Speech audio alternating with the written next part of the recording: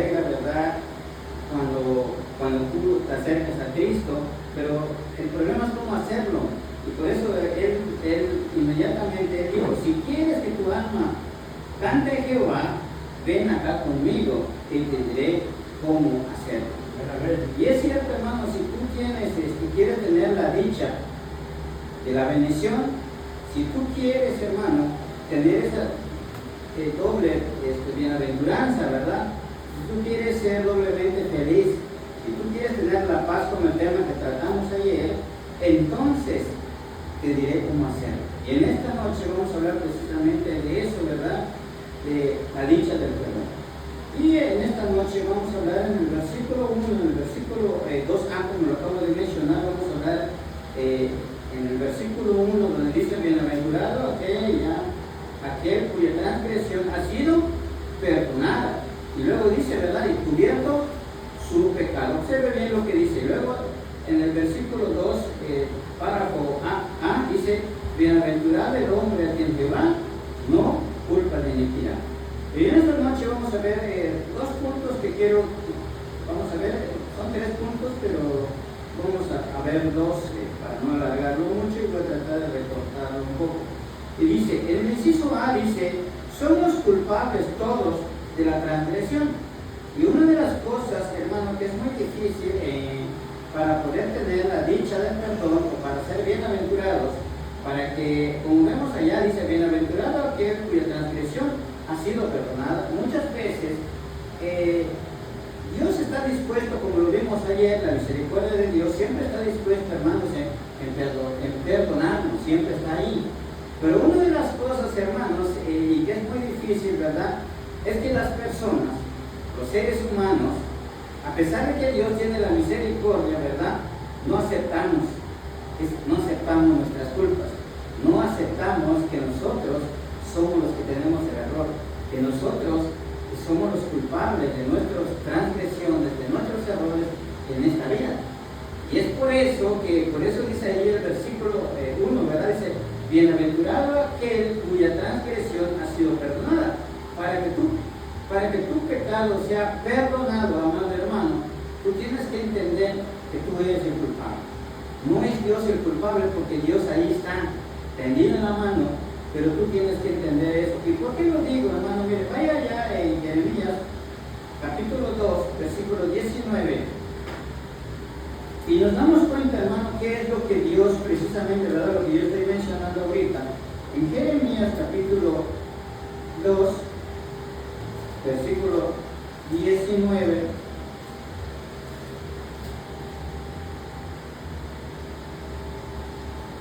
Dice así, tu maldad te castigará y tu rebeldía te condenará.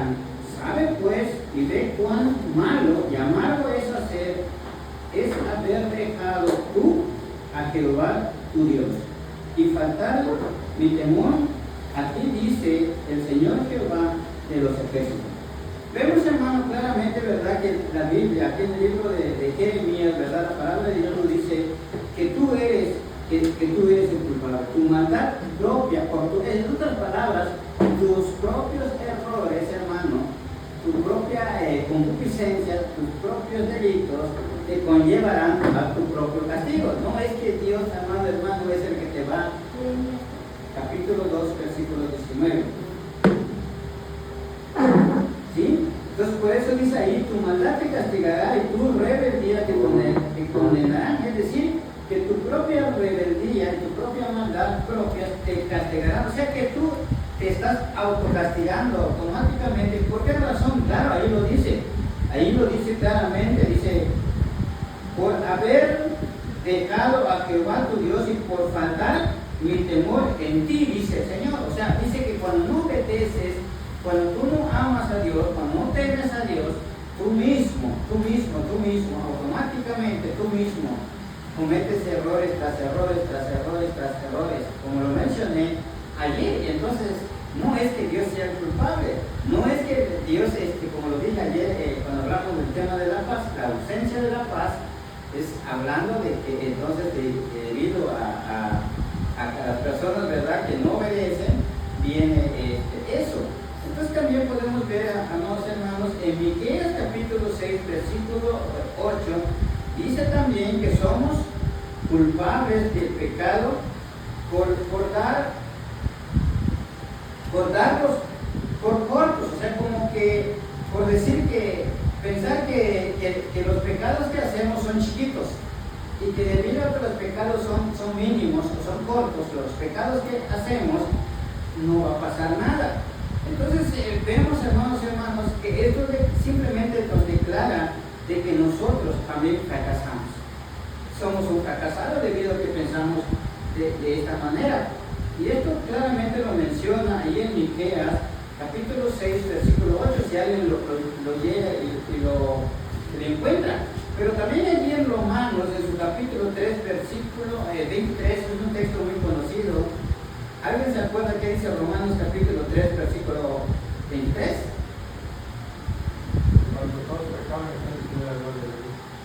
Así es, una de las causas, ¿verdad?, que nos conlleva precisamente de estar fallando y fallando. Miqueas capítulo 6, versículo 8. Vamos allá.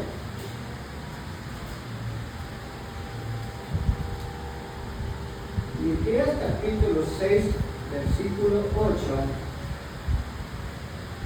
Dice: oh hombre, Él te ha declarado lo que es bueno y que pide Jehová de ti, solamente hacer justicia y amar misericordia y humillarte ante Dios.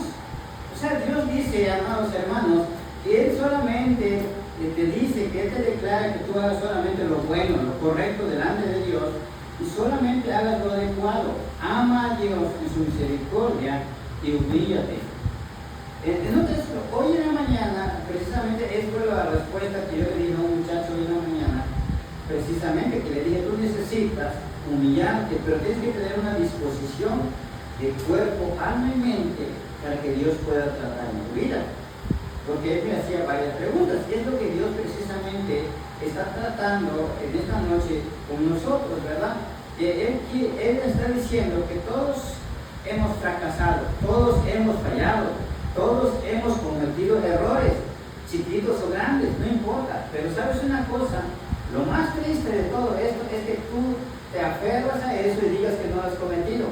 Porque Dios te está diciendo claramente que tú debes de reconocer, chiquitos o grandes o no importa, pero tú debes reconocer eso, que tú eres el que has cometido ese error y por lo tanto tú eres culpable.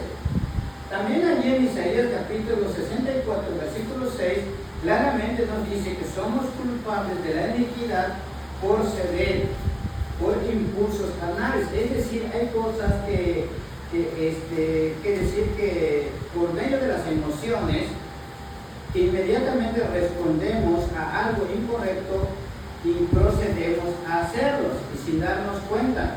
Isaías capítulo 64, versículo 6.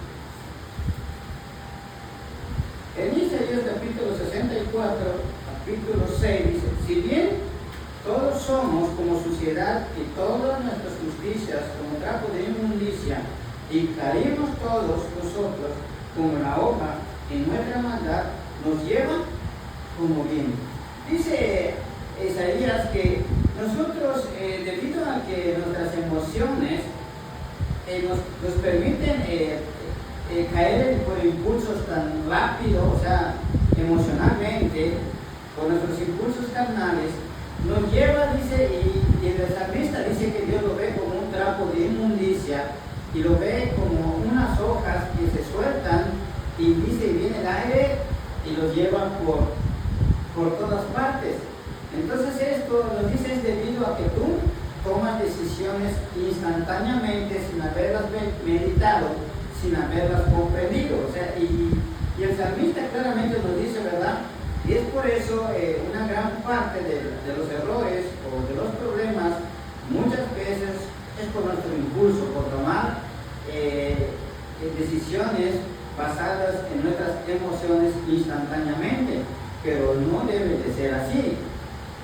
Otros puntos que quiero en esta noche rápidamente ver, ¿verdad? Y allí seguimos en el versículo 1 y en el versículo 2 en la segunda A. Ahora quiero que veamos la segunda A. en el punto A, dice: bienaventurado el hombre a quien Jehová no culpa de iniquidad.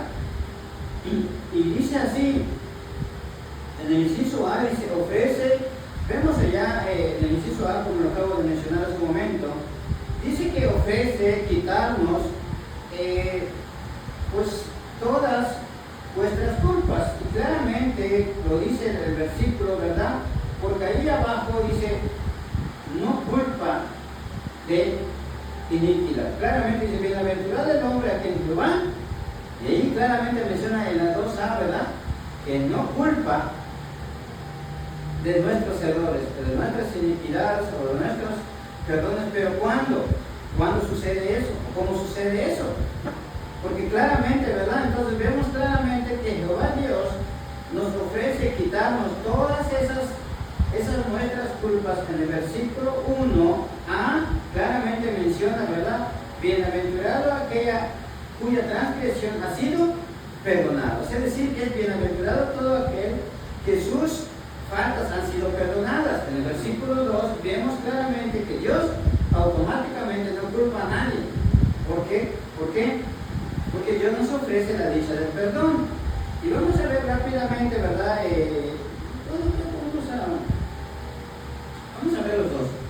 Quería recortarlo, pero creo que lo vamos a ver. Levítico capítulo 16, versículo 20 y 22. Y luego nos vamos a Juan capítulo 1, versículo 29, como Juan vio a Jesús. En el Levítico capítulo 16, versículo 20 y 22.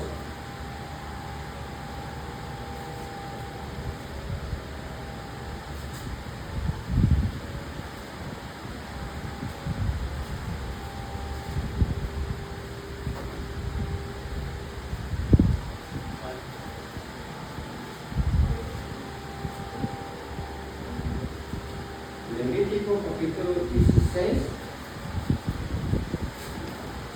del versículo 20 y 22. Y dice así: cuando hubiere acabado de expiar el santuario y el tabernáculo de reunión y el altar, hará traer el macho cabrío vivo. Y pondrá Aarón sus dos manos sobre la cabeza del macho cabrío vivo y confesará sobre él todas las iniquidades de los hijos de Israel, todas las rebeliones y todos sus pecados, poniéndolo así sobre la cabeza del macho cabrío, y lo enviará al desierto por mano de un hombre destinado para eso, ¿verdad? Y luego dice el versículo 22: y aquel macho cabrío llevará sobre sí todas las iniquidades de ellos a tierra inhabitada, y dejará ir al macho cabrío por el desierto.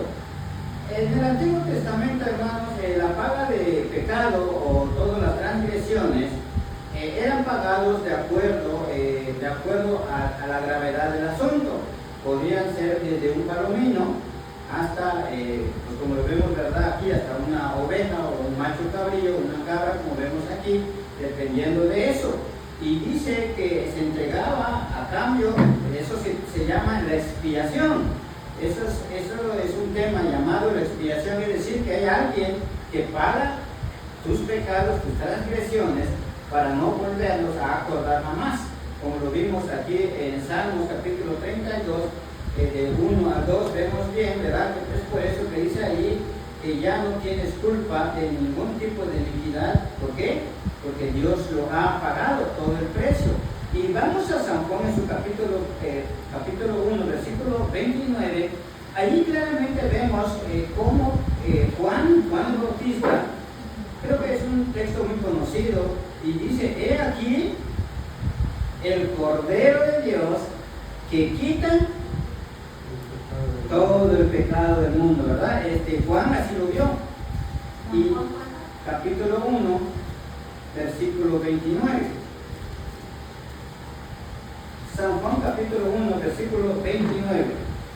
Juan el Bautista, usted puede leer todo eso, ¿verdad?, en su casita, pero pues ahí nada, ¿verdad?, de cómo el testimonio de Juan, por supuesto, al ver a Jesús, ¿verdad?, Y dice, el día siguiente, vio Juan a Jesús que venía a él y dijo, he aquí el Cordero de Dios que quita el pecado del mundo. ¿Amén? Nos vemos claramente, ¿verdad?, que Dios es el que quita automáticamente el pecado del mundo. Entonces vemos, hermanos, que solamente allí, a través de Cristo Jesús, el mundo o las personas pueden quitar su pecado del mundo. Y quiero terminar con este texto, el versículo 5. Vamos a terminar con este versículo 5 que dice así: mi pecado te declaré y no encubrí mi iniquidad. Dije, confesaré mis transgresiones en Jehová, y tú perdonaste la maldad de mi pecado. Es así, amados hermanos. Solamente Cristo puede perdonar tu pecado, pero tú necesitas, dice ahí, declararlo. En otras palabras, presentarlo o decírselo a Dios. Y Él es el único que puede totalmente borrar todos sus pecados y jamás los acordará, como dice ahí. Por supuesto que sigue diciendo, ¿verdad?, que después Él es tu refugio y Él te aguardará y te protegerá. Pero por supuesto que también ayer hablé un poquito acerca de eso, así que no voy a regresar un poquito allá. Pero vemos claramente, ¿verdad?, que cada uno de nosotros, hermanos, debemos confesar y entregar, ¿verdad?, todos los días nuestros delitos o nuestras fallas o nuestras transgresiones, sí, porque muchas veces lo cometemos sin darnos cuenta. Y sin darnos cuenta es una realidad, o sea, pero tenemos la dicha, ¿verdad?, en esta noche, de que hay alguien, hermano, que ha pagado ese precio, que ha expiado nuestros pecados, en el cual nosotros tenemos esa oportunidad de declarárselo todos los días, hermanos, y dice que Él no nos culpará. En otras palabras, Él nos perdonará y Él expiará a cada uno de nosotros. Pero no solo eso, luego dice, y Él nos